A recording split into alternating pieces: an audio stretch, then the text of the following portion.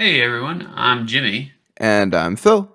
and welcome to Spooky Appalachia. This week we have a pretty awesome story for you all from our good friend Teresa of Teresa's Haunted History of the Tri-State. This is about an encounter she had with something paranormal in the Point Pleasant TNT area that wasn't Mothman. This might be our first non-Mothman Point Pleasant story. This is cool. No, No, we've wait. had we've had a few. Um, We had like a UFO one, didn't we? and the Men in Black. Yeah. On a whim one summer night in 2008, my friend and I went exploring the TNT area in Point Pleasant. We've checked out the accessible igloos many times, only 3 of which were actually opened, but he wanted to show me some pallets, drums, and other debris that had recently been placed in front of a few of the privately owned igloos, which were located down a different trail than the one that held the open igloos. This time of year, there are gates blocking off the small roads, so you have to take the trail by foot. We had 2 flashlights, and the moon was really bright, so the trail was well lit. We went down the trail and got to see 3 igloos, but then the trail was cut off by a small stream that was overflowing, so we turned back around. Near the first igloo, the one closest to the car, I smelled what I thought was a dead animal. I didn't say anything because even though the smell was really strong and I didn't smell it on our trip in, we were out in the middle of a wildlife area. It's only natural to smell dead animals sometimes. A few steps later, we were back where we had parked the car. To get back to the car, we had to go around a big farm gate, which was no problem, except that I'm a klutz. I got my pants stuck on a weed or something, so I was holding onto the gate pole with both hands, trying to shake myself free. My friend was laughing at me, and I was laughing but cursing, staring down at the ground, trying to figure out why I was tangled up. I felt what felt like tall grass or weeds whipping around my ankles, but I didn't see them. In my peripheral vision, I saw a human form come towards me from my left side, the side closest to the car, and thus freedom. The person put his arm on my shoulder to steady me. At first, I thought it was my friend who had somehow managed to slip behind me and was trying to help me out.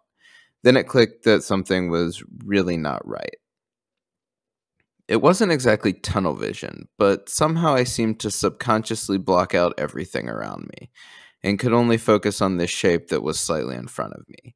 And it seemed like the whole scene was shot in movie mode, as if I were watching it on TV, not standing there. I could only see the side and back area of the figure. It was a younger male wearing a white t-shirt with tan skin and not jet black hair, but really dark brown, cut short, but longer on the top than on the sides. It only stood about 6 feet and wasn't very muscular, just average built, if not maybe on the slim side. What clicked was the friend I was with was wearing a gray sleeveless shirt and is heavily tattooed with full sleeves on both arms. He stands about 6'5" and is a bigger guy, fairly muscular, with long light brown hair. This was definitely not him, especially since after I freed myself, I whipped around and he was about a foot behind me on the wrong side of the gate still. I snapped back around to see what did help me, and it was gone. I didn't even say anything until we got back safely in the car and started down the road, and I told him what I saw. He swears he didn't see anything, but knows that I have a history of seeing things that most people can't see, and saw how excited yet shaken I was. So he believed that I at least thought I saw something. He said something to the effect of maybe whatever there was warning us not to go down that path. To me, it didn't make any sense, since I had only experienced it as we were leaving. The first thing I said was the first thing that popped in my head. He didn't want us to leave. That opened up a whole other discussion, albeit a facetious one, about there possibly being a body buried back there somewhere. The TNT area has seen its fair share of murders and body dumping, so it wouldn't be completely unheard of. I mentioned that there was definitely something dead back there, referencing the horrid stench I had smelled just previous to seeing the apparition. Again, my friend swears he didn't smell anything, which I thought was odd because the stench was so overpowering. But now looking back, maybe it was an introductory olfactory response to what was about to happen. I've already told him that if a dead body shows up, don't bother to tell me about it. Instead, I'd just like to continue thinking I was either hallucinating or saw a residual image of an event that probably happened before in that spot. Two legend trippers out there exploring the igloos, chick gets caught, and boy comes to save her. As an update, nobody was ever found to my knowledge, and this just isn't a case that I feel I want to investigate or research further at this time. Oh wow. Yeah. um. Yeah, I've actually heard of a couple different paranormal investigators going out there and getting hits like that, and I mean, I've never personally seen anything. I've been out there several times. I've never seen anything, but that would definitely be weird. I believe she said that was at nighttime too.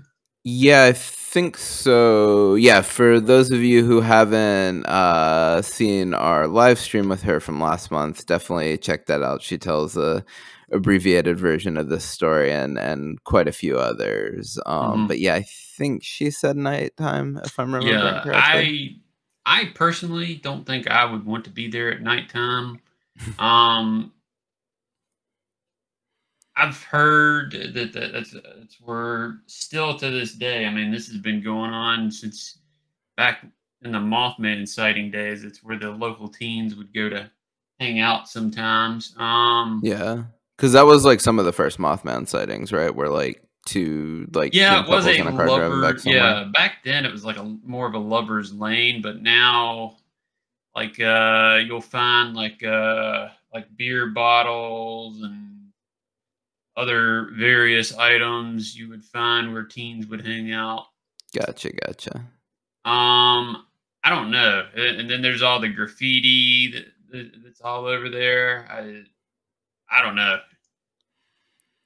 It Hmm. it might be perfectly fine. I don't know. I have heard a story that some girl a couple of years ago went missing in the TNT area, and someone I know in town told me not to go up there alone. I don't know. Yeah, the I don't know, maybe axe murders in the igloos or something. I've never seen anything. I mean, however, I've seen a lot of hunters there by themselves, but they're Yeah, they're heavily armed. it's a good disguise for a serial killer. Just put on an orange vest. Yeah. Do you know what she meant by like privately owned? Like, does Oh it just mean yeah. like the government still So owns it, or do so some people own them? some people own some of the igloos, or they did. I don't know if they still do. Okay. I think that one road that they take people on, usually the igloos aren't privately owned, but there's some that are locked up and people keep stuff in them. The Oh, one cool. igloo that was destroyed was privately owned, and somebody was keeping something in there that exploded. Oh, geez. Uh, Like a company keeping something in there, or like a meth it, lab keeping well, something I was in there? told it was an individual. I Yeah. don't know what they had in there, but it exploded, and the roof from that concrete igloo was demolished. I don't Jeez. know what that was, but That's man, insane. yeah. That's nuts. That's a Yeah. really cool story, and yeah, thank you again, Teresa, for sending it in. Hmm. We were really happy to get that one, and yeah, again, if you enjoyed this, like, be sure to check out our website, Teresa's Haunted History of the Tri-State, and our live stream with her, which was a lot of fun. Hmm. Oh, and if you've got a story you'd like to send us, be sure to fill out the Google form that is linked on our link tree and on the video description. We've been getting a lot of good ones like this one here lately. And also, big thanks to our Patreons Alvin, Charles, Danielle, Donald, Jeff, Jordan, Julia, Linda, Shannon, Taylor, and the Werewolf Radar podcast. Be sure to check them out. Wherever you get your podcasts, take care, everyone. See y'all.